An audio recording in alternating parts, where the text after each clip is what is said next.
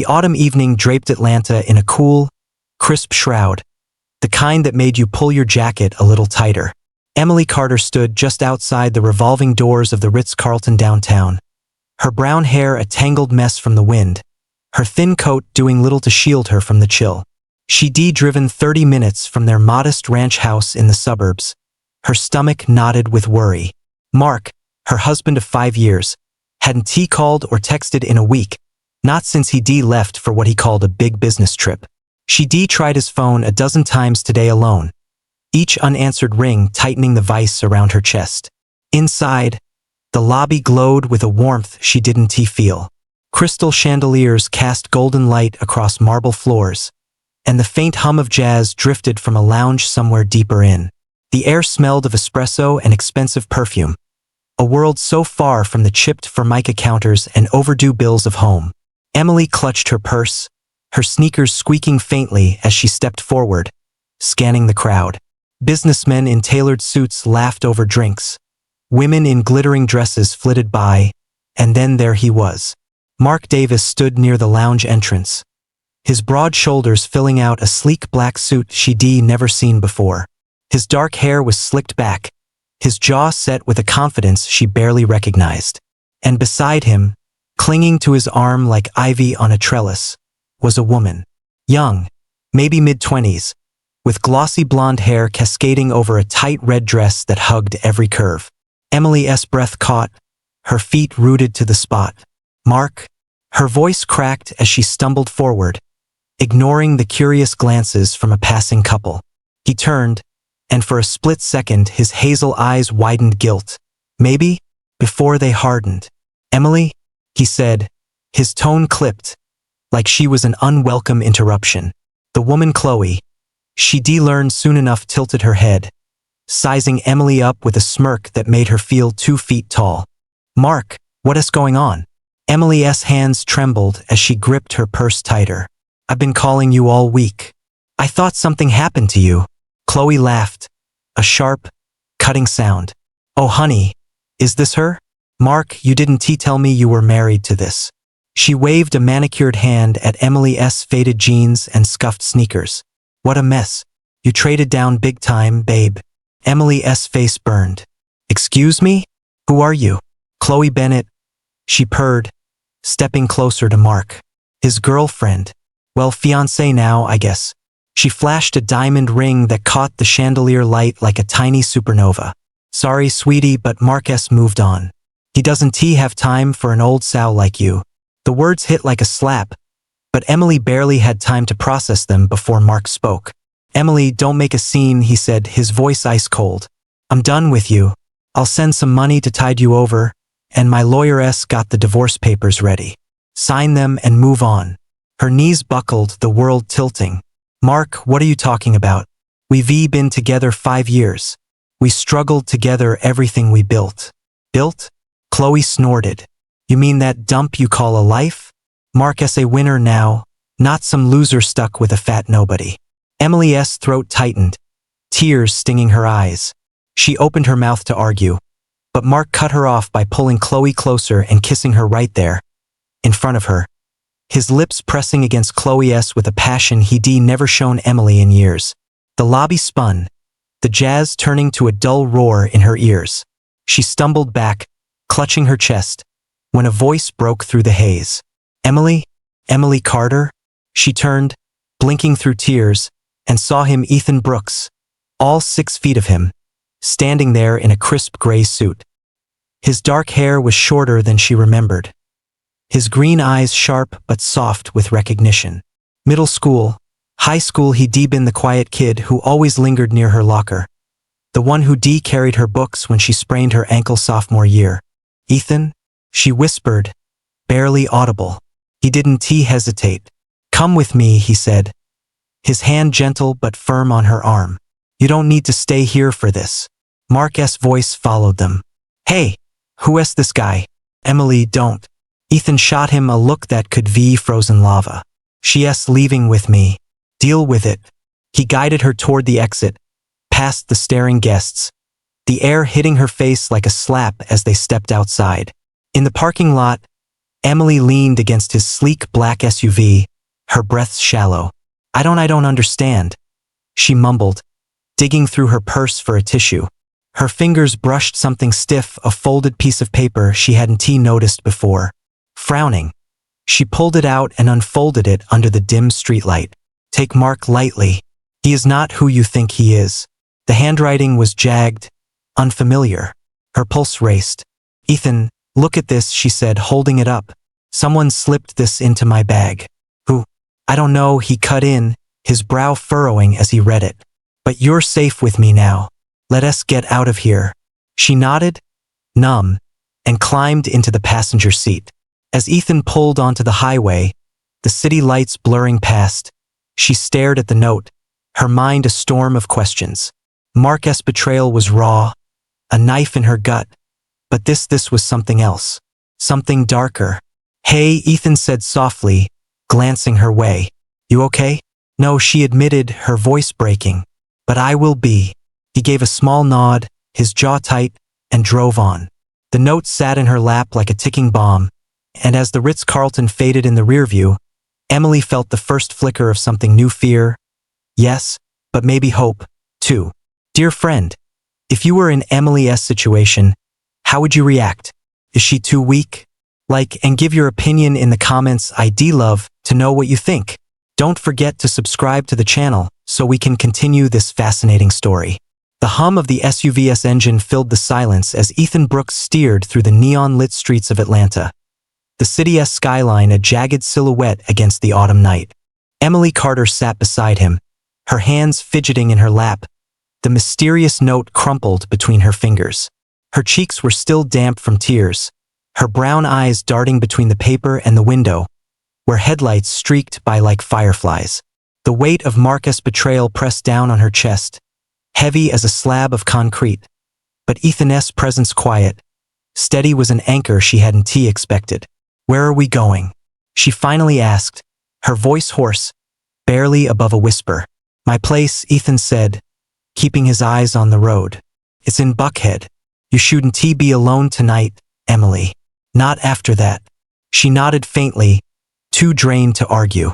The Ritz-Carlton's golden glow was long gone, replaced by the humbler sprawl of gas stations and late-night diners. She glanced at Ethan, his profile sharp under the dashboard lights, his dark hair catching a faint sheen. He'd changed since high school. Back then, he'd been lanky, all elbows and shy smiles. The kid who'd linger near her locker with some lame excuse about homework. Now, he carried himself with a quiet confidence, the kind that came with money and years away.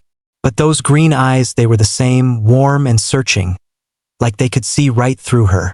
Ethan, she said, twisting the note in her hands. How do you end up there tonight? At the hotel? He exhaled, a small sound that carried more than he let on. Business dinner. I've been back in town a few months, setting up some deals. Saw you in the lobby. And he paused, his grip tightening on the wheel. I couldn't just walk by. Not when he was treating you like that. Emily swallowed, the memory of Mark's cold words slicing through her again. Thanks, she murmured. I didn't know what to do. I still don't. You don't have to figure it out tonight, he said, his tone gentle but firm. Let us just get you somewhere safe. The SUV turned into Buckhead, where the streets widened and the houses grew grander, sprawling mansions with iron gates and manicured lawns. Ethan pulled into a driveway flanked by towering oaks, their leaves rustling in the breeze. The house loomed ahead, a modern marvel of glass and steel, its windows glowing softly against the night. A far cry from the sagging porch and peeling paint of the home she'd shared with Mark. Wow, Emily breathed, stepping out as Ethan opened her door. This is yours? One of them, he said with a faint smile, grabbing her purse from the seat. Come on. Inside, the air smelled of cedar and leather, the kind of luxury she'd only seen in magazines. A sleek staircase spiraled up one wall, and a massive living room stretched out with plush gray sofas and a fireplace that crackled faintly. Emily stood there, her sneakers sinking into a rug softer than anything she owned, feeling like an intruder in someone else's life. Sit, Ethan said, nodding toward the couch. I'll get you something to drink. Water? Tea? Water fine, she replied, sinking into the cushions. Her hands wouldn't stop shaking, the note still clutched tight. She unfolded it again, staring at the jagged scrawl. Koi Chung Mark. Hong Kong Phi Nuoi Ko Gi Dao. Vietnamese, maybe? She didn't know anyone who spoke it. Her mind raced. Had someone at the hotel slipped it in? A waiter? A guest? And why? Ethan returned with a glass, ice clinking faintly, and set it on the coffee table. He sat across from her in an armchair, leaning forward, elbows on his knees. You want to talk about it? He asked. The note, I don't even know where to start, she admitted, taking a sip. The cold jolted her senses, grounding her a little. Mark's been off for months, distant, always on his phone. Said he was chasing some big contract. I thought he was just stressed. Then tonight her voice cracked, and she looked away, blinking hard. Ethan's jaw tightened. A flicker of something anger crossing his face. Yes, an asshole, Emily. Always was, even back in school. I never got why you picked him. She frowned, surprised. You knew Mark back then? Barely, he said, leaning back. He was a senior when we were sophomores. Cocky guy, always bragging about his football stats. I stayed out of his way.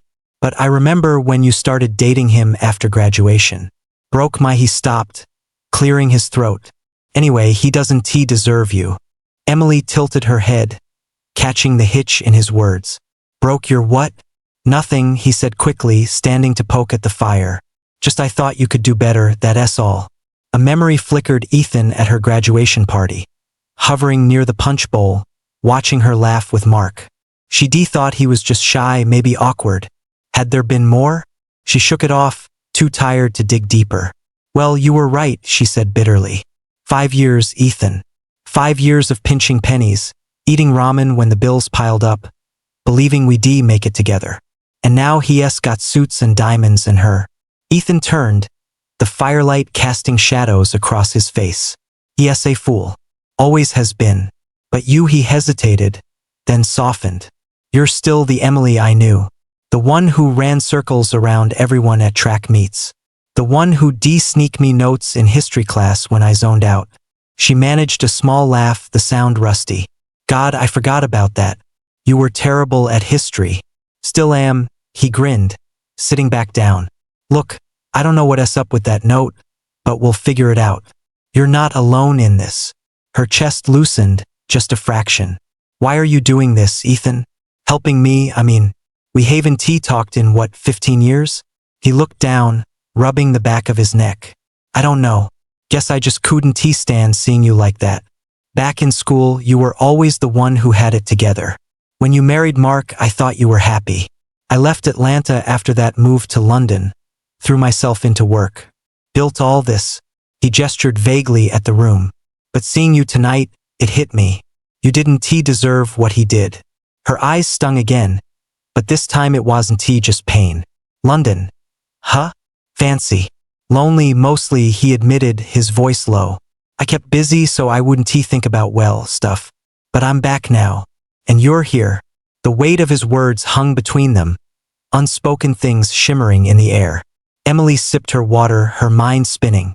Mark's betrayal, the note, Ethan's sudden return, it was too much. She set the glass down, the ice rattling. I don't know what to do next, she said. We can't go home. This is house now, I guess. Stay here, Ethan said without missing a beat. As long as you need. There's a guest room upstairs, bed's made. Towels in the bathroom. No pressure. She hesitated, pride warring with exhaustion. I don't want to be a burden. You're not, he said firmly. Never were. Okay, she relented, too tired to fight. Just for tonight. He nodded, standing. I'll show you up. Get some rest, Emily. Tomorrow's a new day. She followed him up the spiral stairs, the note still in her hand, its warning echoing in her skull. The guest room was pristine white linens, a plush rug, a window overlooking the dark expanse of Buckhead. Ethan lingered in the doorway as she set her purse on the dresser. You sure you're okay? He asked, his voice soft. No, she said honestly, meeting his gaze. But I will be. Thanks, Ethan. He gave a small nod, something unreadable in his eyes. Night, M. Night, she echoed, and he closed the door with a quiet click. Alone, she sank onto the bed, the mattress swallowing her weight. She unfolded the note again, tracing the letters with her finger. Who knew about Mark? What didn't she know? Her head throbbed, but sleep tugged at her edges. She kicked off her sneakers, crawled under the covers, and let the darkness take her. Downstairs, Ethan stood by the fireplace, staring into the flames, his mind a tangle of old regrets and new chances. He loved her once, still did. Maybe, and tonight, fate had thrown her back into his life. He just hoped he wouldn't screw it up this time. The morning sun filtered through the guest room's blinds, casting thin stripes of gold across the white duvet. Emily Carter stirred, her head heavy with the fog of a restless night. For a blissful second, she forgot the hotel, Mark's cold eyes, Chloe's venomous smirk.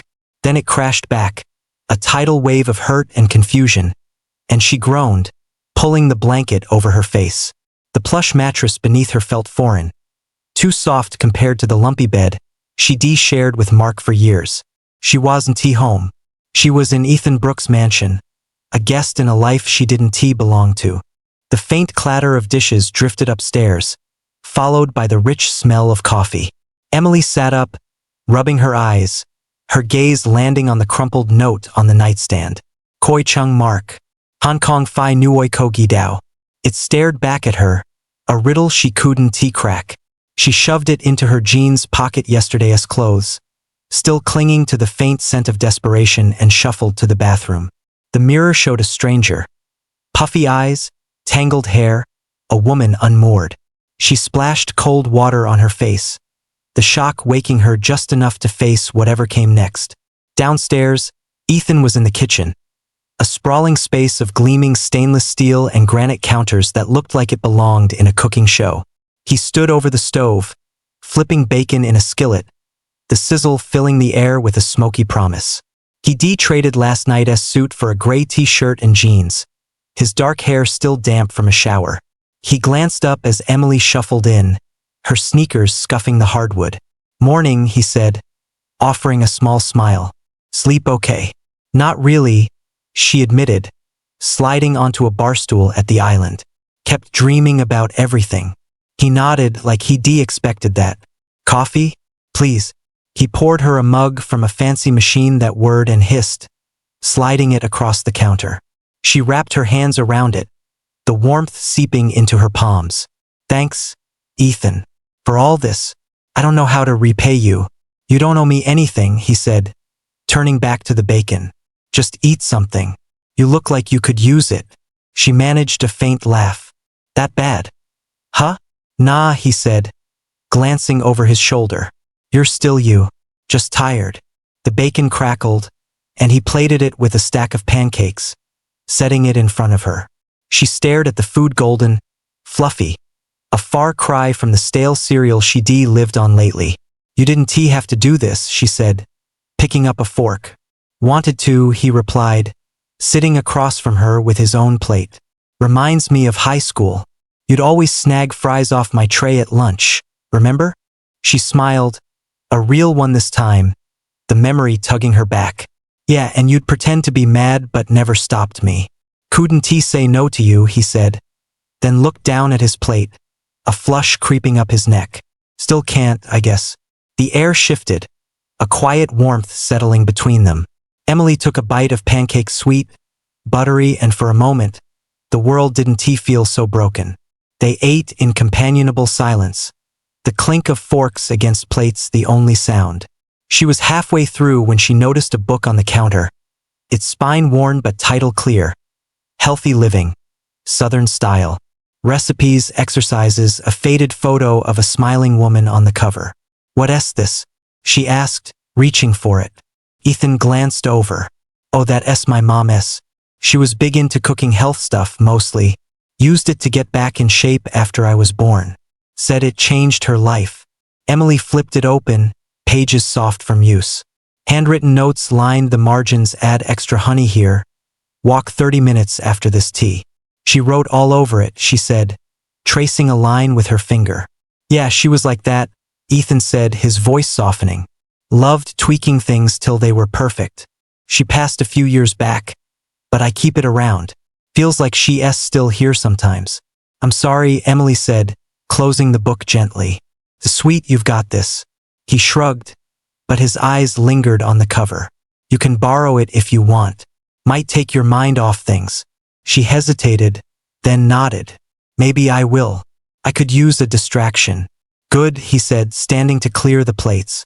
Kitchen's yours if you feel like messing around in there. I've got a call in an hour, but I'll be around. She watched him move, efficient but unhurried, and something stirred in her, a flicker of resolve. Mark had thrown her away, called her worthless. Maybe she could prove him wrong, even just to herself. I might, she said, more to herself than him. Cooking used to calm me down, back when things weren't so messed up. Then start there, Ethan said, rinsing a plate. You were always good at it. Remember that pie you made for the bake sale? I ate half of it before anyone else got a chance. She laughed, the sound surprising her. You got sick after. Coach made you run extra laps. Worth it, he grinned, and she felt a little lighter, like the weight on her chest had cracked open just a sliver. She spent the morning poking around the kitchen, the book propped open on the counter. She found flour and sugar in the pantry, eggs in the fridge. Ethan's stock was better than hers had ever been. She settled on a recipe for oatmeal muffins, simple but comforting, the kind of thing she used to bake when Mark worked late. The rhythm of measuring and mixing steadied her, the oven's warmth chasing away the chill in her bones. By the time they were done, golden and fragrant, she felt almost human again. Ethan wandered in as she pulled the tray out, his phone in hand. Smells amazing, he said, leaning against the doorway. You're hired. Very funny, she said, setting the muffins to cool. Want one? Thought you'd never ask. He grabbed one, taking a bite. Damn, still got it. She smiled, brushing flour off her hands. It's a start. He nodded, chewing thoughtfully. You know, back in school, you were the strongest person I knew. Ran faster than half the guys, never backed down from anything. I always admired that. Her throat tightened. I don't feel strong now. You are, he said, his voice firm. You're still here, aren't you? After what he did. That strength. She looked away, blinking back tears. Maybe. I need to figure out who I am without him. You will, he said. One muffin at a time if that's what it takes. She laughed softly, and he grinned, the moment easing the ache in her chest. She was about to say more when her phone buzzed on the counter, a message from an old number she hadn't seen in years. Sarah Miller, her high school bestie, the one who moved downtown and turned into a hotshot reporter. Hey, been too long. Heard about Mark through the grapevine. Sorry, girl. I'm digging into some shady finance stuff for work, and his name popped up. Can we meet? I've got questions. Emily's pulse quickened, her fingers hovering over the screen. Ethan, she said, holding up the phone. The Sarah Miller, from school. She says Mark's name came up in some investigation she's doing. Ethan's brows shot up. Sarah? The one who wrote that expose on the mayor's dog scandal? That's her, Emily said, a faint smile tugging at her lips despite everything. She wants to meet. What's she saying about Mark? He asked, stepping closer to read over her shoulder. She didn't say much, just that it's shady. Finance stuff. She bit her lip, the note's warning flashing in her mind. Koi Chung Mark. You think it's connected to this? She pulled the paper from her pocket, smoothing it out. Could be, Ethan said, his jaw tightening. Sarah's got a nose for trouble. If she's sniffing around, there's something to find. Emily stared at the message, then typed back. Yeah, let us meet. Tomorrow. Coffee somewhere downtown? Sarah's reply came fast. Perfect. 10 a.m. Java joint on Peachtree. See you, babe. Okay, Emily said, setting the phone down. Guess I've got plans. Want me to come? Ethan asked, his tone casual but his eyes serious. She hesitated, then shook her head. I'll be fine. It's just Sarah. But thanks.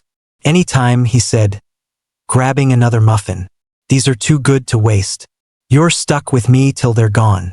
She laughed, the sound fragile but real. As he wandered off to his call, she picked up the recipe book again, flipping to a page on herbal teas. Maybe she'd try that next, something to calm her nerves before tomorrow. Sarah's text, the note, Mark's betrayal, it all swirled in her head. A storm she couldn't outrun.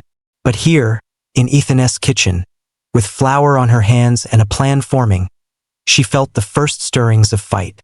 She wasn't done yet. The late morning sun spilled through the tall windows of Ethan's Buckhead mansion, painting the hardwood floors in warm patches of light. Emily Carter stood in the kitchen, the remnants of her oatmeal muffins cooling on the counter, their cinnamon scent still lingering in the air. She slept better last night fitfully, but better thanks to the quiet of the guest room and the strange comfort of knowing Ethan was just down the hall. Now, with Sarah's message buzzing in her mind and a new day stretching out, she felt a restless itch to do something, anything, to claw her way out of the hole Mark had kicked her into. She flipped through Healthy Living, Southern Style again, landing on a page titled Morning Boost, Simple Stretches and Smoothies. The idea of moving her body, something she hadn't done since high school track, felt daunting but oddly appealing. Mark's words echoed in her head. Fat nobody. Chloe's sneer flashed behind her eyes. She clenched her jaw, shoving the book aside, and headed upstairs to change. Ethan had left a stack of clean clothes outside her door, sweatpants and a t-shirt from some London marathon. Probably his. They hung loose on her frame, but they do. Back downstairs, she stepped into the living room, its sleek furniture and massive fireplace dwarfing her. She pushed the coffee table aside, making space on the rug, and started with the stretches from the book, awkward lunges and arm reaches that made her muscles groan. Her breath came in short puffs, her legs wobbling, but she kept going. 10 minutes in, sweat beaded on her forehead, and a small spark of pride flickered in her chest. It wasn't much, but it was hers. Ethan wandered in mid-stretch, a mug of coffee in hand, his hair still mussed from whatever call he'd been on. "What's this?" he asked, leaning against the doorway with a grin. "You starting a gym in here?" "Shut up," she huffed, dropping into a shaky squat. "I'm trying something. Don't laugh." "Not laughing," he said, though his eyes twinkled. "You look determined. What's the plan?" She straightened, wiping her brow. "This book your mom's. It's got exercises and stuff. Figured I'd give it a shot. I'm tired of feeling," she trailed off, the word useless hanging unspoken. He nodded, setting his mug down. "Good for you. Mom swore by that stuff.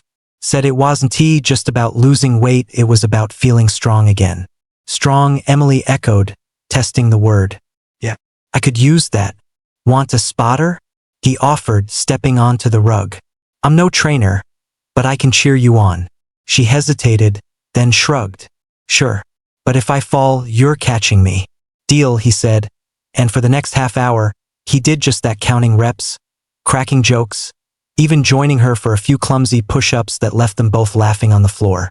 It was the lightest she'd felt since the hotel, a brief escape from the storm in her head.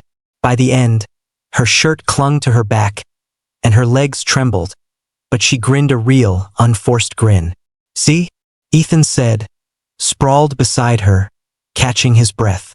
"Told you you've still got it." "Maybe," she panted, sitting up. "Thanks, Ethan.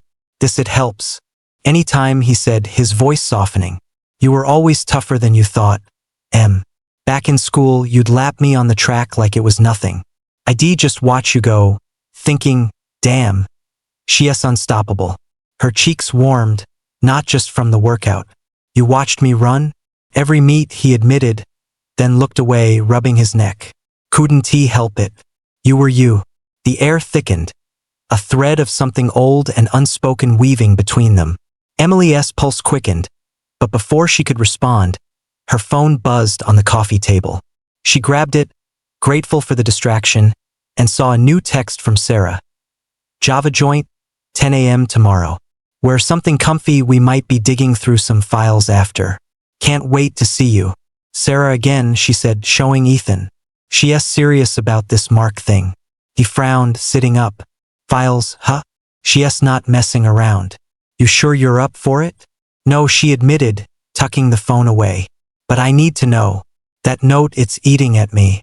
If Mark S. hiding something, I deserve the truth. Ethan nodded, his expression darkening. Just be careful, okay? Sarah S. good. But if Mark S. tangled in something shady, it could get messy. I will, she said, though her stomach twisted. She stood, brushing off her pants. I'm gonna shower, then maybe cook something. Keep my hands busy. Kitchen S. all yours, he said, standing too. I've got some work, but I'll be around if you need me. She nodded and headed upstairs, the ache in her muscles a strange comfort. After a hot shower, Ethan's bathroom had jets she didn't even know existed. She pulled on another of his borrowed shirts and returned to the kitchen. The recipe book called to her, its pages promising more than just food. She settled on a chicken and quinoa salad, chopping vegetables with a focus that drowned out the noise in her head. The knife thudded against the cutting board, steady and sure, and by the time the dish was done bright with peppers and a tangy dressing, she felt a little more like herself. Ethan reappeared as she plated it, his laptop under one arm. Smells like a restaurant in here, he said, sniffing the air. What's on the menu? Try it and find out, she said, sliding a plate his way. He took a bite, his eyes widening. Holy this is good. Where do you learn to cook like this? Years of trial and error, she said, sitting across from him. Mark never cared much, he'd eat anything as long as it was fast. But I liked messing around with recipes. Kept me sane. He didn't know what he had, Ethan said, his voice low, almost angry. Never did. She looked down, poking at her salad. Maybe. I just wish I'd seen it sooner. Ethan set his fork down, leaning forward. Can I tell you something? About back then? She met his gaze, curious. Sure. He exhaled, like he was bracing himself. I had a thing for you in high school. Big time. Used to write these dumb letters, never sent them. Just stuffed them in my desk. When you started dating Mark, I thought I'd missed my shot. Then you married him and I couldn't stay. Took a job in London. Figured I'd bury it. Her fork froze mid-air, her heart thudding. You liked me? More than liked, he said, his eyes steady on hers. But you were happy, or I thought you were. So I left. Built a life over there. Kept busy. Didn't think I'd see you again till last night. Ethan, she didn't know what to say. Her mind reeling. I had no idea. I didn't want you to, he said, a faint smile tugging at his lips. You were always out of my league. Still are, maybe. No, she said quickly, shaking her head. I'm not. I was just clueless. And now I'm a mess. You're not a mess, he said firmly. You're figuring it out. That's more than most people do. She swallowed, the weight of his words settling in. Why tell me now? He shrugged, looking almost sheepish. Guess I'm tired of keeping it in. Seeing you last night hurt, but still fighting it brought it all back. I don't know what's gonna happen, but I'm here. That's all I've got. Her chest tightened, a mix of gratitude and something she couldn't name. I'm glad you're here, she said softly. Really? He nodded, and they finished the meal in a quiet that felt less heavy, more like a bridge than a wall. Afterward, she cleaned up, her mind buzzing with Ethan's confession and Sarah's cryptic hints. She needed more than cooking and stretches, she needed answers. Tomorrow, with Sarah, she'd start digging. But for now, she needed a push, something to keep her going. Later that afternoon, she drove Ethan's spare car, a beat-up Honda he kept in the garage, to a community center she'd found online. The sign out front read Fresh Start Wellness Group, and inside, a dozen women sat in a circle of plastic chairs, the air thick with coffee and chatter. She hovered near the door, nerves buzzing, until a wiry woman with gray-streaked hair waved her over. New face? The woman asked, her voice gravelly but kind. Yeah, Emily said, clutching her purse. I'm Emily. Welcome, Han. I'm Rita. Grab a seat, we're just getting started. She sat, listening as the group shared stories, divorces, dead-end jobs, health scares. One woman, a redhead named Kelly, spoke up. My ex left me 'cause I gained weight after the kids. Said I wasn't worth the trouble. Now I'm here, doing this for me. Emily's throat tightened. Mine too, she blurted, surprising herself. 5 years, and he dumped me for someone younger. Called me a nobody. The room murmured, heads nodding. Rita leaned forward. You're not a nobody, Emily. You're here. That S step 1.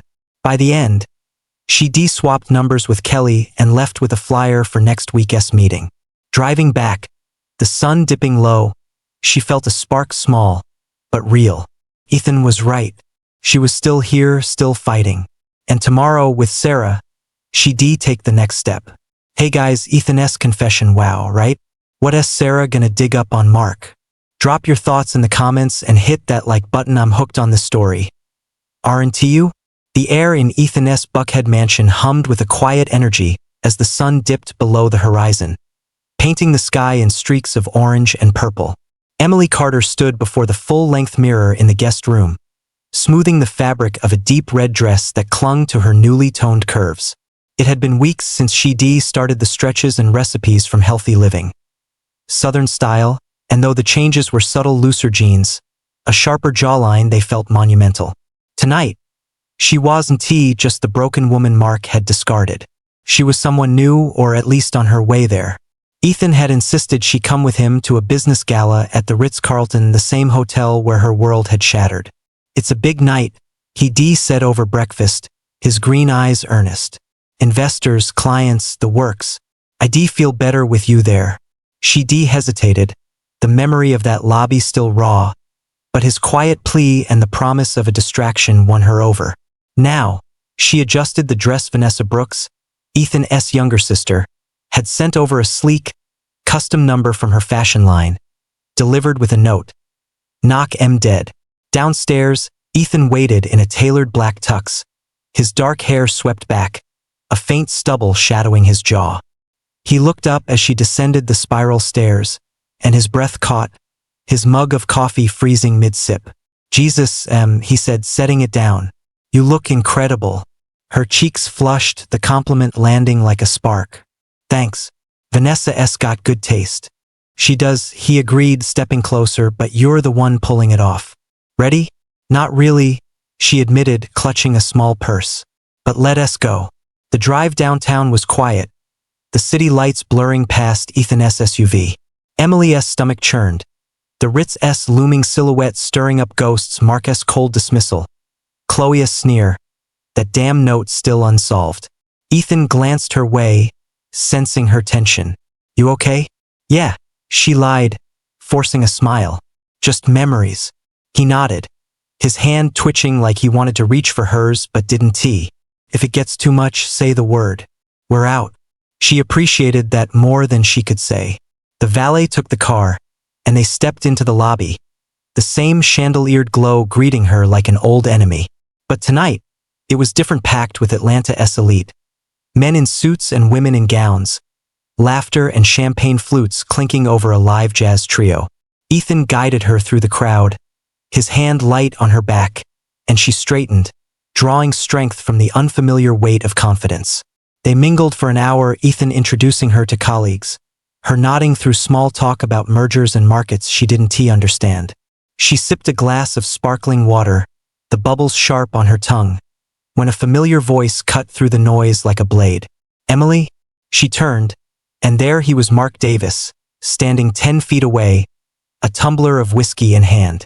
His suit was rumpled, his eyes bloodshot, a far cry from the polished man she'd seen weeks ago.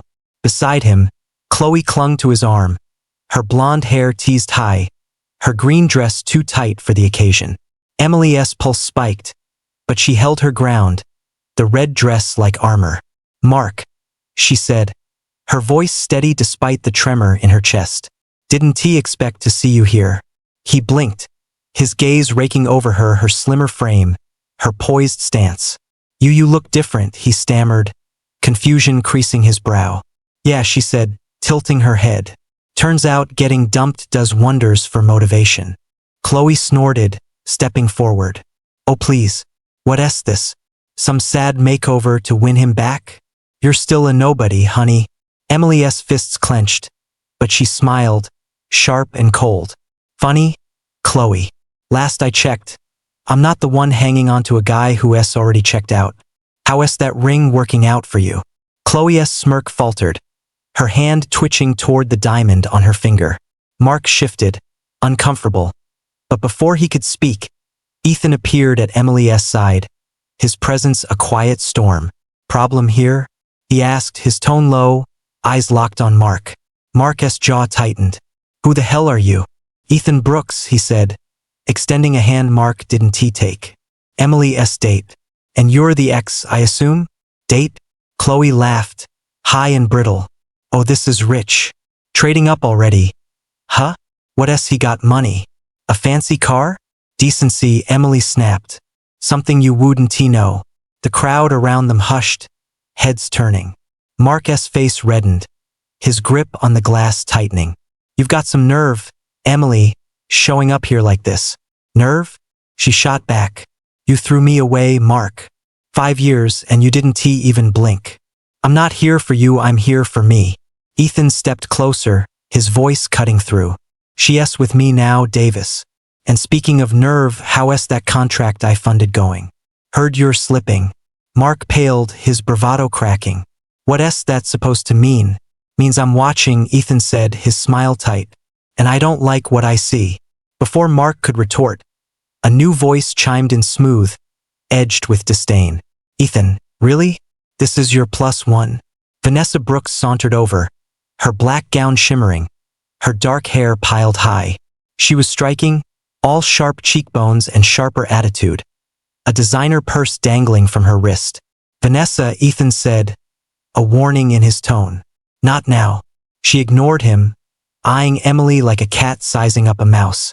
"Cute dress," she said, her smile not reaching her eyes. "My design, of course. Didn't he think you'd fill it out this well, though?" "What's the story here, big brother? Charity case?"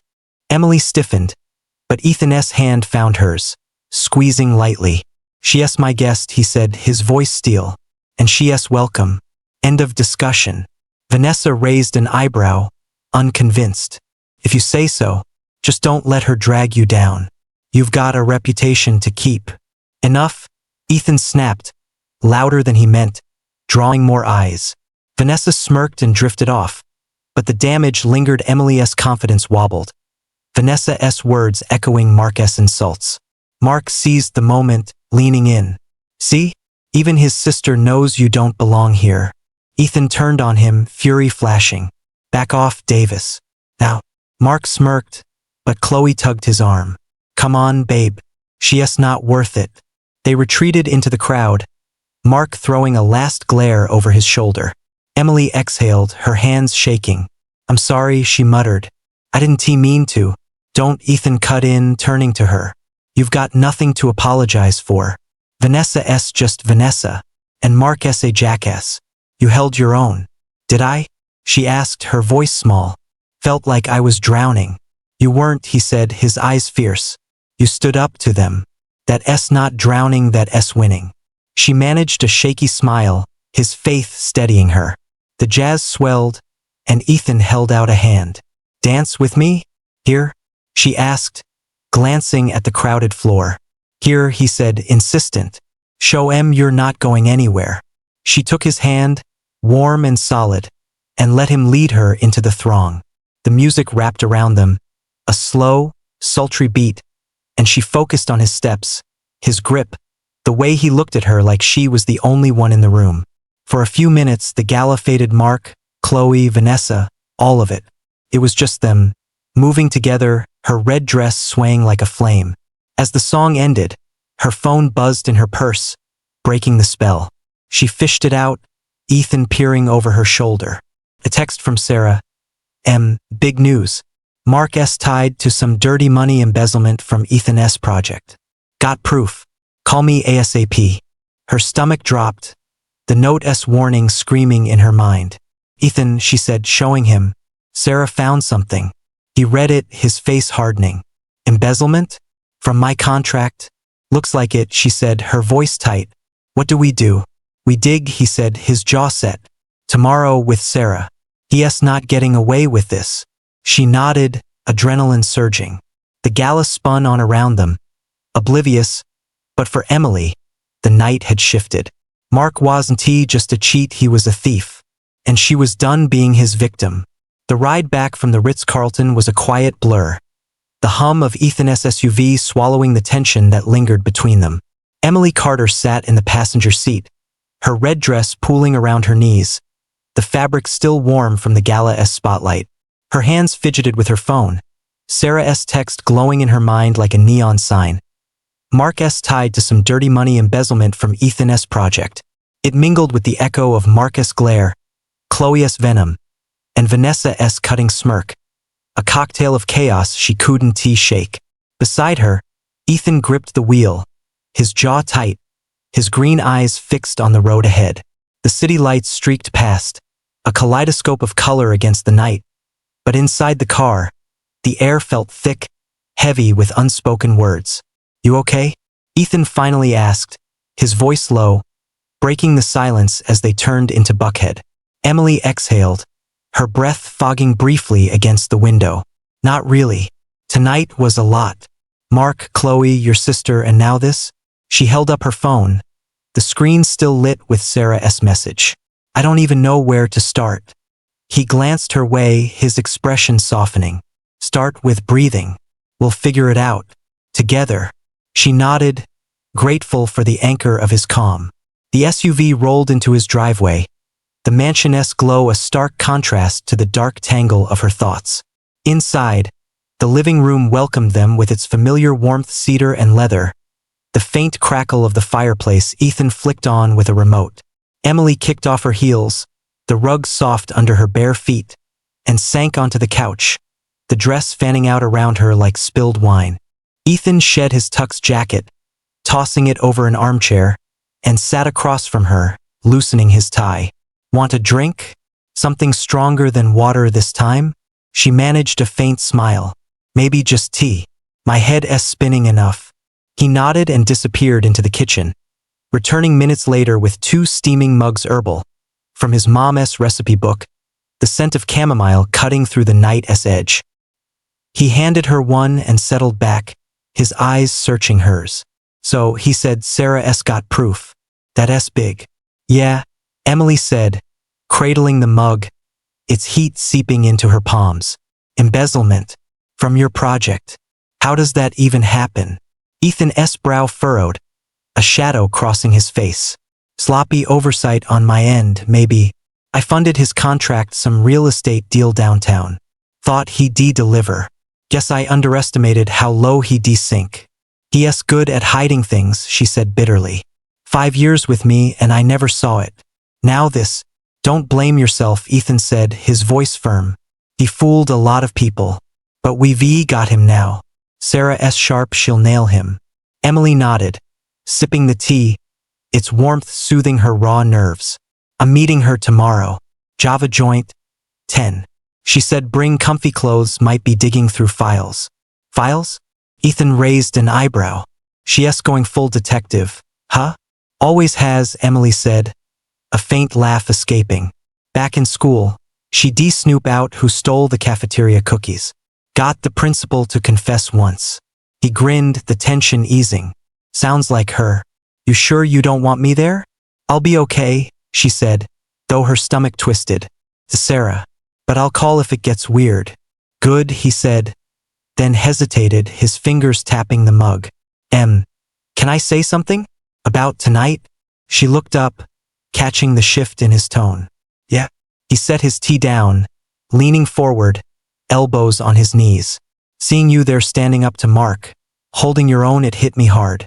You've always been strong, but tonight you were, I don't know, unbreakable." Her throat tightened, his words stirring something deep. "I didn't feel unbreakable. I felt like I was faking it." "You weren't," he said, his eyes locking with hers. "And it made me realize something. I've been carrying this for years, and I can't keep it in anymore." She frowned, her pulse quickening. "Carrying what?" He took a breath, like he was stepping off a ledge. "I loved you, Emily. Back in high school. Not just a crush, I was head over heels. Wrote letters I never sent. Watched you at every track meet, every dumb school dance. You were this light, you know? And I was too chicken shit to tell you." Her mug froze halfway to her lips, her heart thudding against her ribs. "Ethan, what?" I know, he said, running a hand through his hair, a nervous laugh escaping. Sounds pathetic now, but it's true. Then you started dating Mark and I thought, okay, she is happy. Let her be. Except one day, sophomore year, I tried. After practice, by the bleachers. I was gonna say it everything. You were laughing about some relay win and I chickened out. You smiled at me, said, "You're the best friend, Ethan," and I just shut down. Her mind spun. Flashes of memory surfacing Ethan's quiet presence. His lingering looks she chalked up to shyness. I said that? She whispered, guilt creeping in. I didn't know. You couldn't he cut in, gentle but firm. I didn't let you. I played it off, kept it buried. Then you married him and I couldn't stay. Took a job in London. Built a whole damn life over there to forget. But I never did. Seeing you last night, hurt but still fighting it, brought it all back. I don't want to lose you again. The room shrank, the fire's crackle fading to a distant hum. Emily's chest ached. A mix of shock and something softer, warmer. Ethan, I had no idea. I thought you were just you. I was, he said, a wry smile tugging at his lips. Just you with a side of hopeless. I'm not asking for anything now, I know you're a mess. And I'm not trying to pile on. Just needed you to know. She set her mug down, her hands trembling. I'm glad you told me, she said, her voice thick. I don't know what to say, except thank you. For being there then and now. Always, he said, his gaze steady, raw. Even if it's just as this. She nodded, tears prickling her eyes, not from pain this time, but something else. Relief, maybe, or the first hint of possibility. They sat there, the silence stretching, until her phone buzzed again, shattering the moment. She grabbed it, expecting Sarah, but the number was Mark S. Her stomach dropped as she opened the text. Stop nosing around, Emily. You and your little friend better back off or you'll regret it. The words iced her veins. The notice warning Koi Chung Mark screaming in her head. Ethan, she said, her voice shaking, holding the phone out. It's him. He took it, his face darkening as he read. Yes, threatening you? That son of a... What do I do? She asked, panic clawing at her. Sarah's onto him, he must know. Ethan's jaw clenched, his calm fracturing. He's scared. Means Sarah's close. We need to tell her, and you're not going alone tomorrow. But, no buts, he said, standing, his voice steel. He's not touching you, I let him have you once, I'm not doing it again. Her breath caught, his words echoing his confession. Okay. She relented, fear and gratitude tangling. You can come. Good, he said, pacing now, fury simmering. I'll call my guy Tom, head of security for my projects. He'll dig into Mark's accounts tonight. If he is stealing from me, we'll bury him. She nodded, clutching the phone. Mark's threat a cold weight in her gut. He is not the man I married, she said, almost to herself. Maybe he never was. He wasn't, Ethan said, stopping to face her. But you're not the woman he left either. You're better. She met his eyes, his belief a lifeline in the storm. I hope so, she whispered. He sat beside her, closer this time, his shoulder brushing hers. You are, and we'll prove it starting tomorrow. She leaned into him just a fraction, the contact grounding her. The fire flickered, casting shadows across the room, and for a moment, she let herself believe him. Mark's threat loomed. Sarah's discovery dangled. But here, with Ethan, she felt a flicker of fight. He loved her once, maybe still did, and she didn't know what that meant yet. But it was enough to keep her going. As they sat, her phone buzzed again, Ethan's this time, from the coffee table. He grabbed it, frowning. It's Vanessa, he said, reading. She's pissed, I snapped at her. Wants to talk. Emily tensed, Vanessa's barb still stinging. What do you think she'll do? Be a pain, he sighed, typing a quick reply. But she'll get over it. She has family, she has to. Emily nodded, though unease gnawed at her. Vanessa's envy, Mark's threat, Sarah's proof it was a web tightening around her. And she wasn't sure she'd escape. But with Ethan beside her, his confession still warm in the air, she felt less alone. Tomorrow they face it. Tonight she'd hold on to this. The morning sun crept through the blinds of Ethan's guest room, casting slanted beams across the hardwood floor.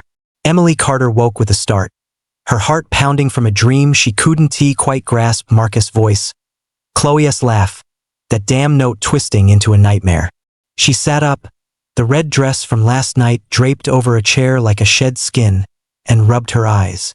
Ethan's confession still echoed in her skull, a soft ache mingling with the dread of Marcus' threat.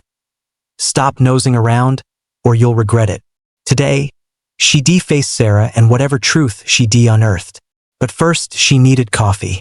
Downstairs, the kitchen smelled of roasted beans and toast. Ethan already at the counter, pouring 2 mugs.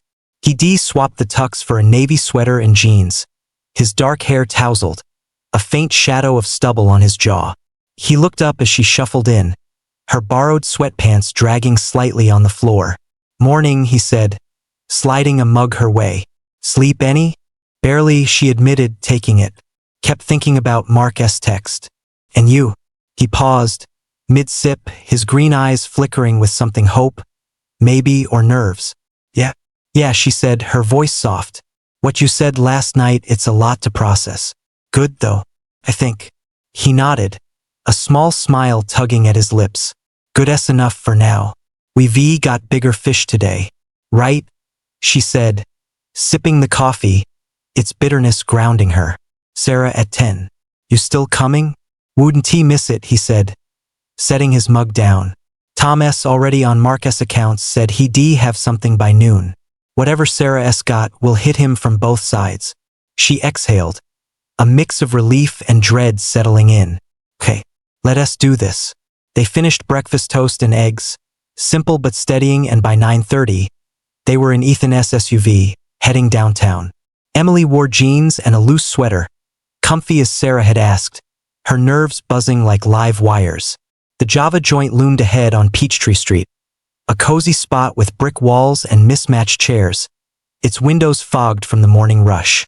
She spotted Sarah through the glass, short black hair, sharp brown eyes, a stack of files on the table, waving them in with a grin.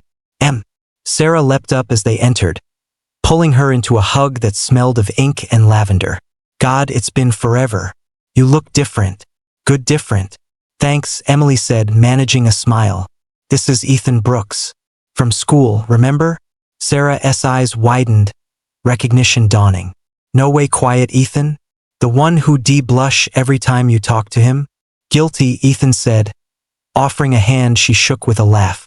Man, time flies, Sarah said, sliding back into her seat.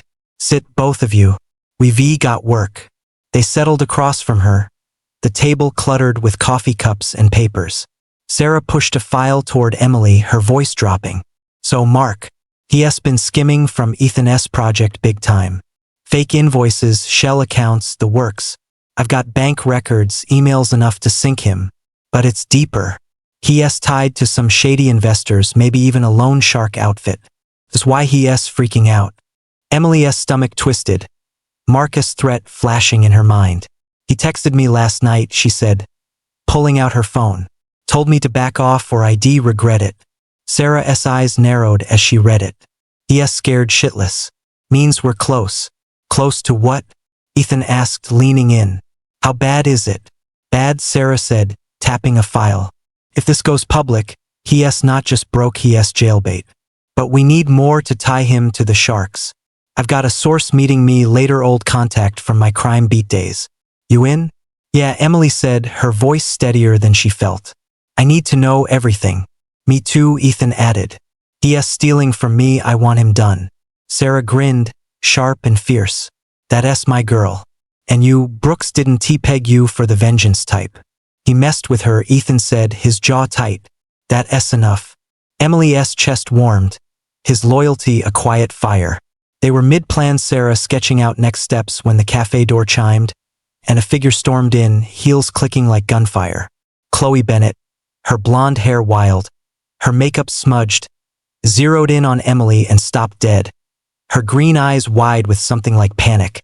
Emily, Chloe said, her voice cracking. I need to talk to you. Now. The cafe hushed, heads turning. Emily froze, her mug halfway to her lips.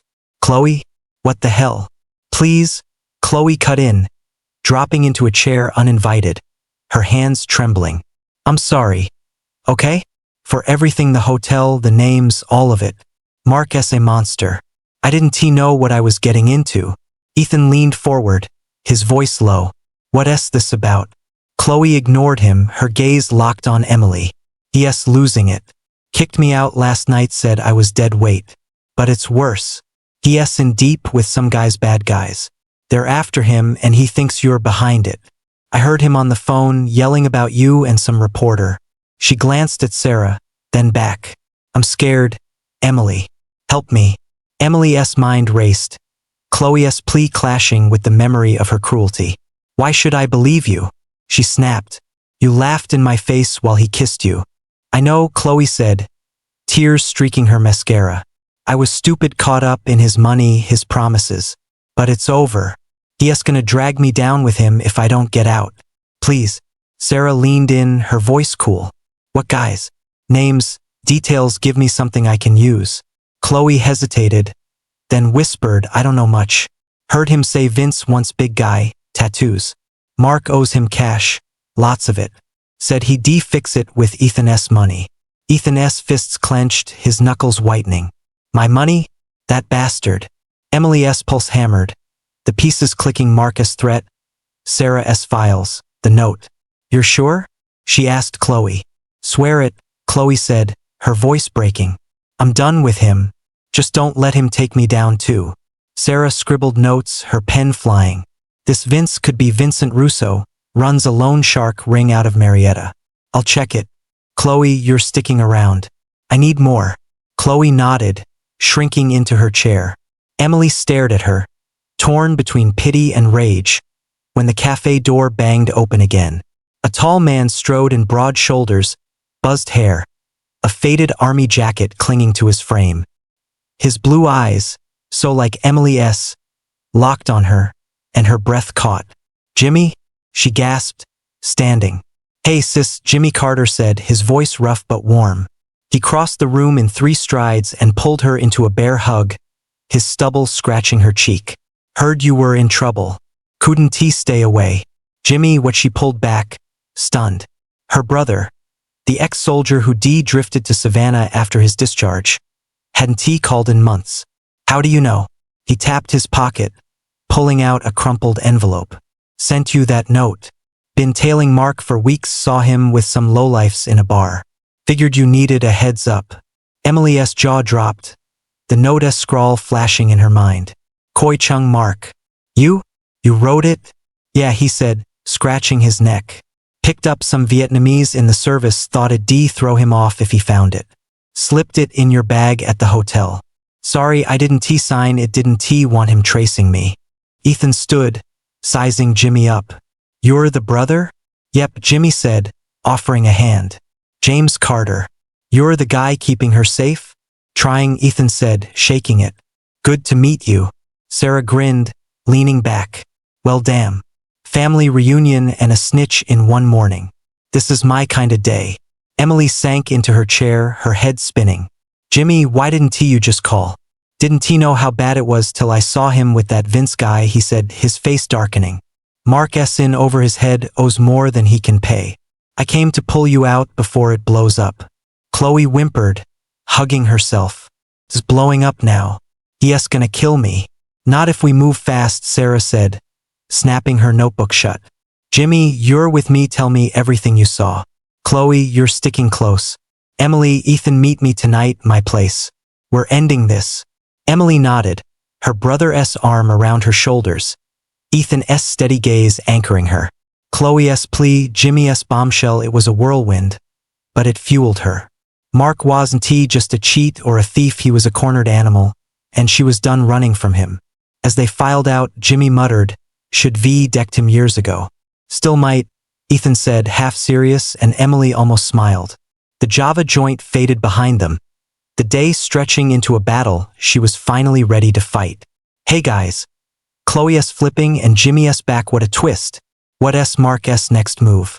Drop your guesses in the comments and smack that like button, I'm dying to see this play out. The afternoon sun hung low over Atlanta, casting long shadows across the city as Emily Carter sat in the passenger seat of Ethan's SUV, her mind a tangle of adrenaline and exhaustion. The Java joint meeting replayed in her head, Chloe's tear-streaked plea, Jimmy's gruff revelation, Sarah's fierce determination. It was a collision of past and present, and now, with Ethan driving them back to Buckhead, she felt the weight of it all pressing down. Her brother's army jacket rustled in the back seat where he tossed it, a reminder he was here, real, and ready to fight for her. Beside her, Ethan's hands gripped the wheel, his jaw set, his silence a quiet storm. "You okay, Em?" he asked, glancing her way as they hit a red light on Peachtree. She nodded, though her stomach churned. "Yeah. Just Jimmy showing up, Chloe flipping it's a lot. And Mark, God, what has he done?" "Too much," Ethan said, his voice tight. "Stealing from me, threatening you, tangled with loan sharks? He has dug his own grave. We're just handing him the shovel." She managed a faint smile, his resolve steadying her. "Sarah's meeting us tonight. She'll have more by then." "Good," he said, accelerating as the light turned green. "Tom texted my security guy. He's got prelims on Mark's accounts. Looks like Sarah's right fake invoices wired cash. We'll nail him." The mansion loomed ahead, its glass and steel glinting in the fading light. Inside, the living room felt like a sanctuary, the cedar scent and soft rug a buffer against the chaos. Jimmy sprawled on the couch, cracking open a beer Ethan had offered, his buzzed hair catching the firelight. "So," he said, tipping the bottle toward Emily, "you holding up, sis?" "Barely," she admitted, sinking into an armchair. "How do you even find Mark?" "Luck," Jimmy said, taking a swig. "Was in Atlanta for a buddy's wedding. Saw him at some dive bar near Midtown. Shady types all over him, tattoos, gold chains. Heard Vince thrown around, caught the vibe. Followed him a bit, saw enough to know you were in deep. You should be called," she said, half scolding. "Didn't he want to spook you till I was sure," he said, shrugging. "Then I saw you at that hotel, slipped the note in. Figured it'd light a fire." "It did," Ethan said, leaning against the fireplace. "And now we've got Chloe and Sarah. Yes, toast." Jimmy grinned, a soldier's edge in it. "Hope I get a swing at him first." Emily's phone buzzed, cutting through the moment. She grabbed it, expecting Sarah, but it was a news alert. Sarah's byline. Local developer tied to financial fraud. Her pulse spiked as she skimmed it. Mark's name in bold, details of fake contracts, missing funds from Ethan's project. "Ethan," she said, holding it up. She published it. He crossed the room in 2 strides, reading over her shoulder. "Damn, she's fast. This'll tank him." Publicly, Jimmy added, sitting up. "Those sharks want tea like the spotlight." Emily's relief was short-lived. Her phone buzzed again, this time a call from an unknown number. She hesitated, then answered, Ethan and Jimmy watching. "Hello? Emily." Mark's voice rasped through, slurred and furious. "You think you're smart, huh? You and that bitch reporter?" Her blood ran cold. "Mark, what? You're dead," he snarled. "All of you. I saw the article. You're screwing me over, but I'm not going alone." "Back off," she snapped, finding her voice. "You did this to yourself."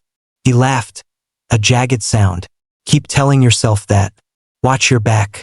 The line clicked dead. She dropped the phone, her hands shaking. Ethan grabbed it, his face thunderous. "Yes, unhinged. We need to move now." Jimmy stood, cracking his knuckles. "Let me find him. I'll end this." "No," Emily said, her voice firm despite the tremor. "Sarah's got a plan. We stick to it." Ethan nodded, though his eyes blazed. "She's right. But I'm calling Tom. Extra eyes on the house tonight."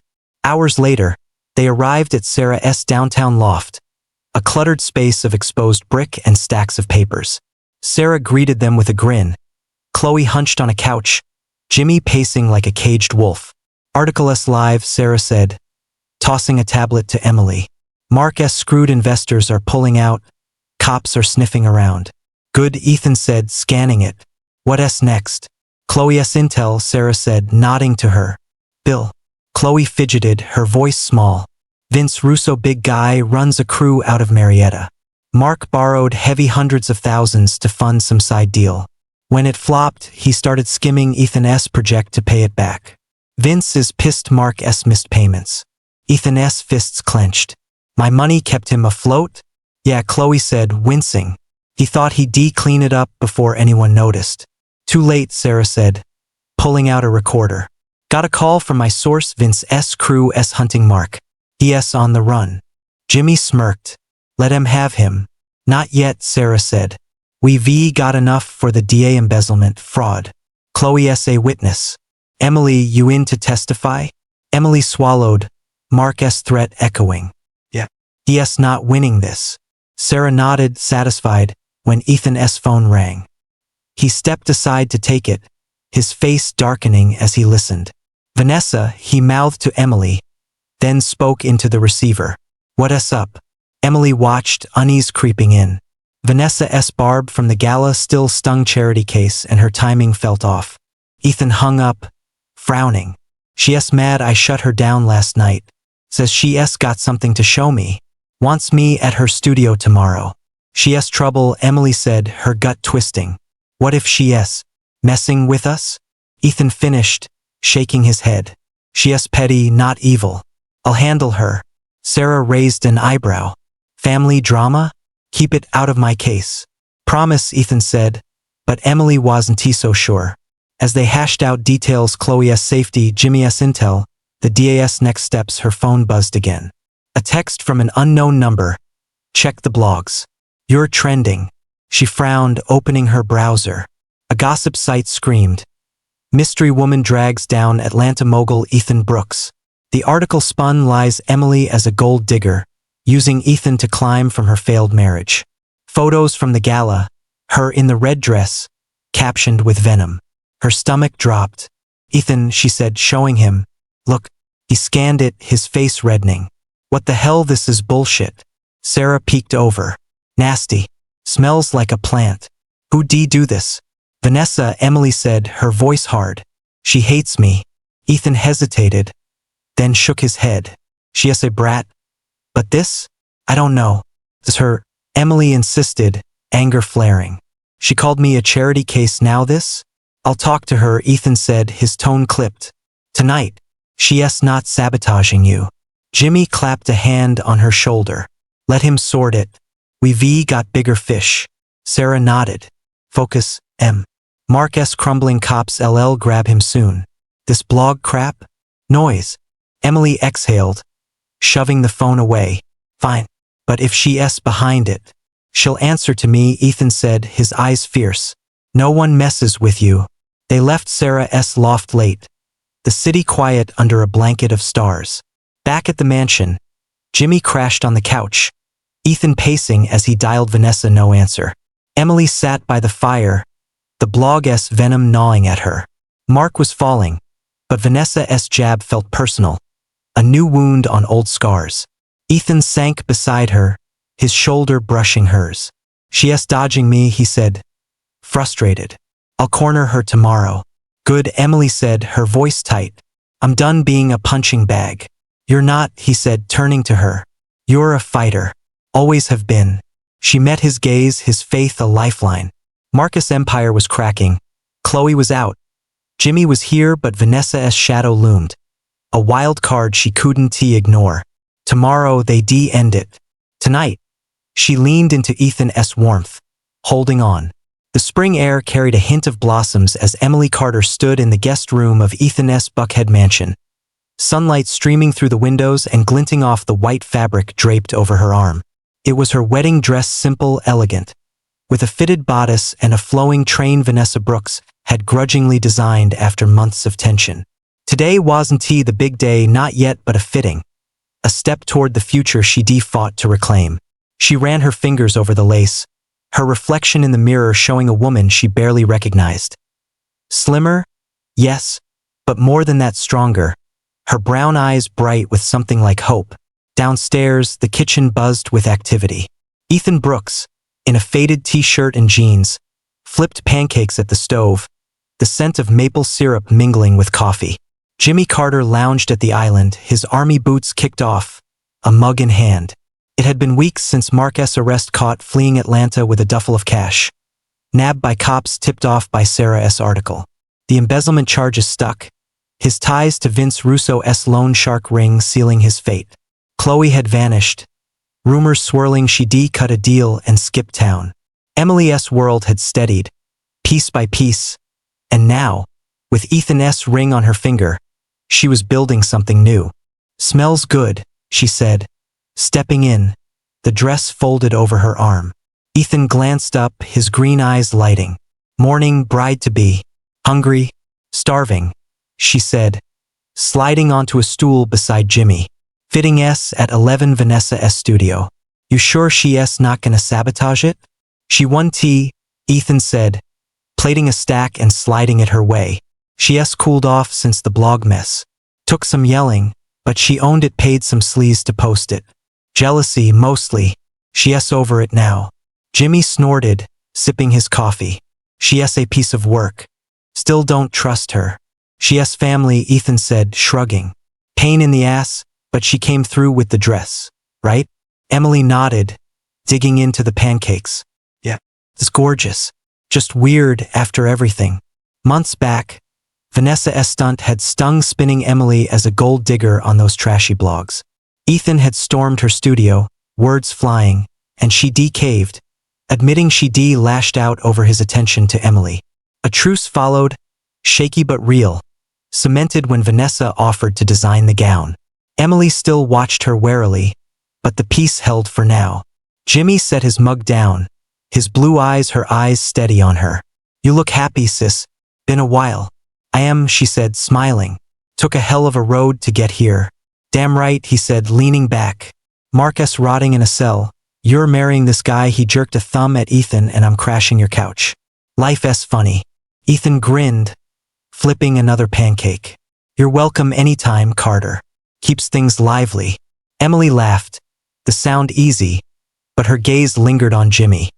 He stuck around since the Java joint showdown, a quiet pillar she hadn't expected. "You ever gonna tell me why you really came back?" she asked, her tone light but probing. "Tailing Mark, the note, all that for me?" Jimmy's grin faded, his fingers tapping the mug. "Yeah, about that. Guess I owe you the full story." Ethan turned, curious, and Emily leaned in. "Spill," she said. He sighed, running a hand over his buzzed hair. "Back when you were a kid, maybe 10, I got into some shit. High school dropout, running with a rough crew in Decatur.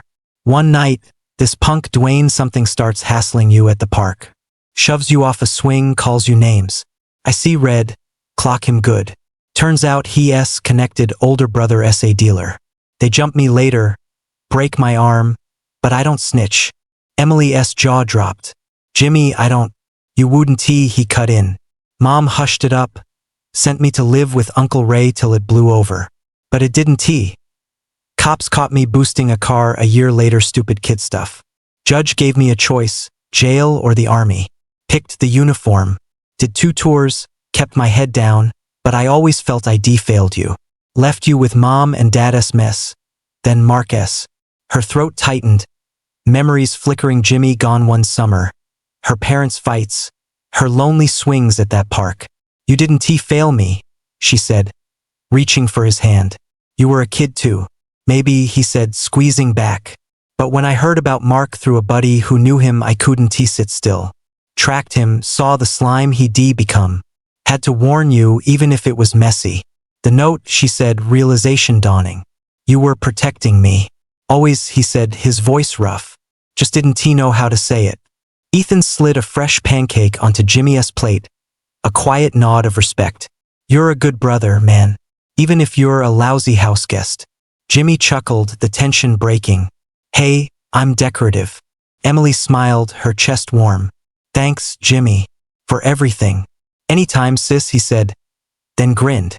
"Now, let us get you to that fitting. Gotta make sure this clown doesn't screw up marrying you." They piled into the SUV. The drive to Vanessa's studio downtown, a quick blur of spring green and city noise. The space was all glass and chrome, racks of gowns lining the walls. Vanessa's sharp voice barking orders at an assistant. She turned as they entered, her black hair sleek, her designer jumpsuit pristine, her eyes narrowing at Emily. "Well, look at you," Vanessa said, circling her like a hawk. "Dress ready?" "Yeah," Emily said, holding it up. "Let us see it." Vanessa snapped her fingers, and the assistant whisked it away to a fitting room. Emily stepped in, shedding her jeans for the gown, the fabric cool against her skin. It hugged her in all the right places, the train pooling like a soft cloud. She stepped out, and Ethan's jaw dropped, Jimmy whistling low. Holy, Ethan started, then stopped, grinning. "You're stunning, Em." "Damn right," Jimmy said, crossing his arms. "Mark S. missing out." Vanessa smirked, adjusting a seam. "Not bad. My work, obviously, but you wear it well." "Thanks," Emily said, wary but genuine. "It's perfect." "Good," Vanessa said, stepping back. "Don't ruin it before the big day." "Ethan's picky." "Shut up," Ethan shot back, but his eyes stayed on Emily, soft and awed. Her phone buzzed in her purse, cutting the moment. She grabbed it, a call from an unknown number, jail prefix.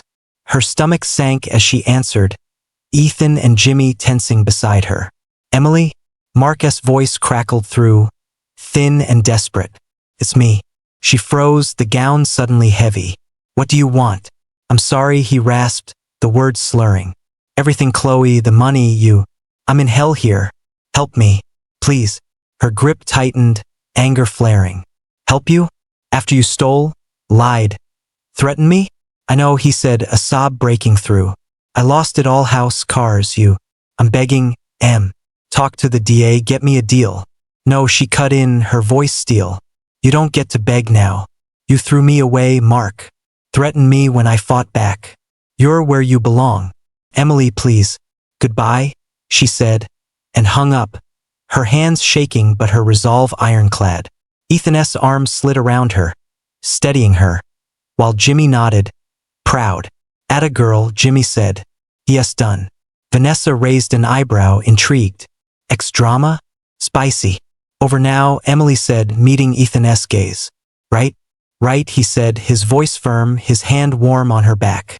She stepped back into the fitting room, shedding the dress for her jeans, the call lingering like a ghost.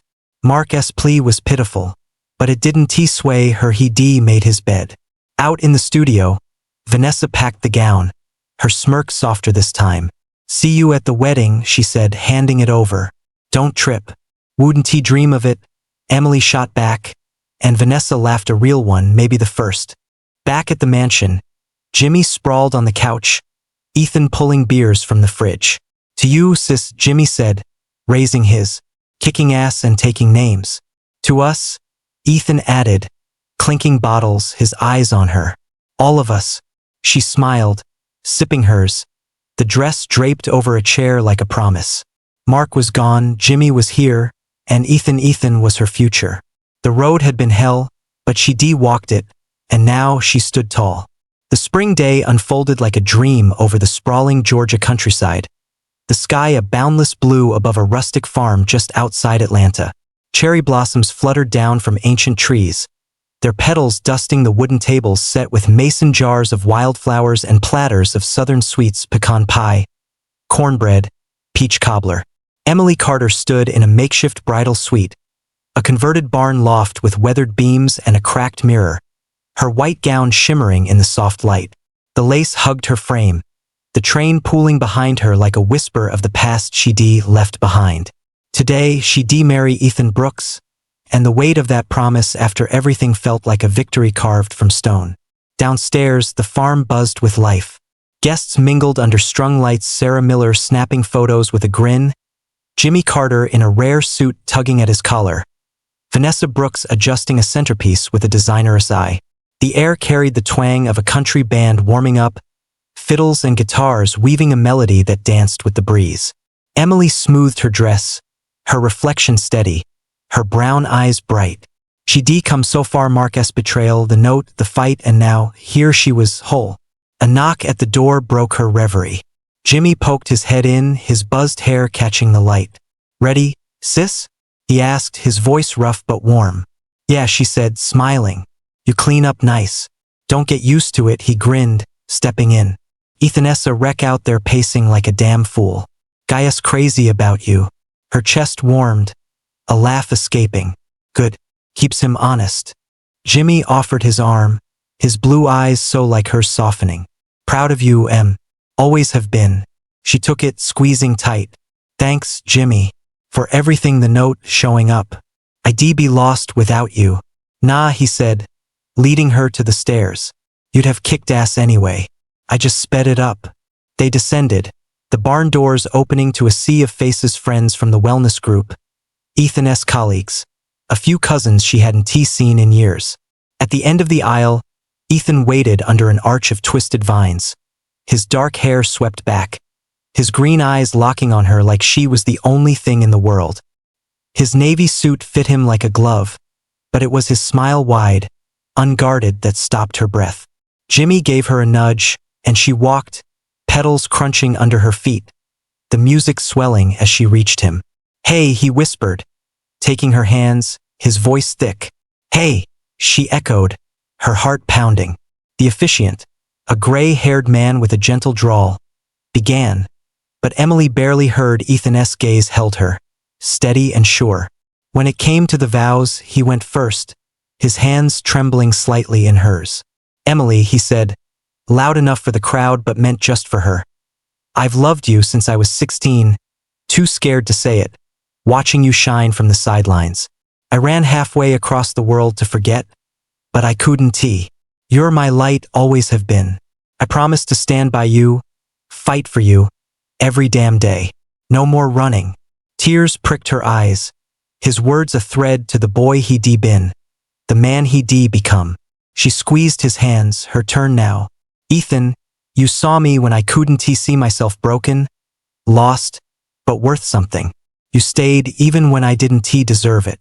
I promised to love you, to build with you, to be your home. Always. The officiant smiled. Rings? Jimmy stepped up, handing Ethan a band of gold, while Sarah passed Emily hers. They slipped them on, the metal cool against their skin, and the officiant's voice rang out. I now pronounce you husband and wife. Kiss her, son. Ethan didn't hesitate, pulling her close, his lips meeting hers with a fire that drowned the cheers erupting around them. She melted into him, the world fading, Mark, the pain, the past, until it was just them, sealed in this moment. When they parted, breathless, the crowd roared, Jimmy whooping loudest, Sarah snapping a photo mid-clap. The reception kicked off under a tent, the band striking up a lively tune. Emily and Ethan took the floor, her gown swaying as he spun her, his grin infectious. Mrs. Brooks, he murmured, dipping her low. Mr. Brooks, she shot back, laughing as he pulled her up. Guests joined Jimmy, dragging Sarah out, Vanessa twirling with a reluctant assistant until the tent pulsed with life. Food flowed, toasts rang out. Jimmy's a slurred mix of pride and profanity that had everyone in stitches. Hours later, as the sun dipped, Emily slipped away to the barn, needing a breath. She leaned against a hay bale, the ring glinting on her finger, when her phone buzzed a news alert. Mark Davis sentenced, 10 years for embezzlement, fraud. Her pulse steadied, a final knot untying. She was about to pocket it when another call came. Jail prefix. Mark's voice on the line again. She answered, steeling herself. Emily, he croaked, the prison echo stark. Saw your wedding online. Congrats, I guess. What do you want, Mark? She said, her voice flat. I'm sorry, he said, weaker than before. Lost everything, house, money, you. I was wrong. Just thought you should know. She stared at the horizon, the tent's lights glowing in the distance. You don't get to do this, she said. Not anymore. You had your chance and you blew it. I'm done. I know, he whispered, a sob breaking through. Goodbye, Em. The line died, and she stood there, the phone heavy in her hand. No pity stirred, only closure. She'd given him years, he'd given her scars. Now she had Ethan, Jimmy, a life reclaimed. She tossed the phone onto the hay and walked back, the music pulling her in. Ethan met her at the tent's edge, concern flickering. You okay? Yeah, she said, taking his hand. Mark called, sentenced today. Yes, gone. He pulled her close, his breath warm against her hair. Good. It's just us now. They danced again, slower this time, the band easing into a ballad. Jimmy joined them later, a beer in hand, Sarah trailing with her camera. To the bride, he toasted, sloshing a little. Kicked ass, got the guy. To the groom, Sarah added, snapping a shot. Not bad, Brooks. Vanessa drifted over, her smirk softer. Dress held up, she said, eyeing Emily. You're welcome. Thanks, Emily said, meaning it. For more than the dress. Vanessa shrugged, but her eyes warmed. Don't get sappy. Dance, bride. The night deepened, stars winking above, the crowd thinning as guests trickled out. Emily and Ethan slipped away to a quiet corner, the farm stretching dark and peaceful around them. He wrapped an arm around her, her head resting on his chest. Happy? He asked, his voice a rumble. More than I thought I could be, she said, tilting her face to his. You? Beyond, he said, kissing her soft and slow. Back at the tent, Jimmy crashed on a bench, Sarah beside him, both laughing over some shared joke. Vanessa packed her things, a rare smile lingering. The band played on, a final note drifting into the night. Far away, in a gray cell, Mark Davis sat alone, the prison TV flickering with a muted clip of the wedding Emily in white. Ethan's arm around her, a life he'd lost. He stared at an old photo, her smile frozen in time, and buried his face in his hands, regret a weight no bars could hold. He had her once, thrown her away, and now she won fully, finally. Emily didn't see it, didn't need to. She had her vows, her family, her future. The past was ash and she was free. Dear friend. What a finale. Emily and Ethan tied the knot. Mark done for good thoughts? Drop your fave moments in the comments and hit that like button. Thanks for writing this with me.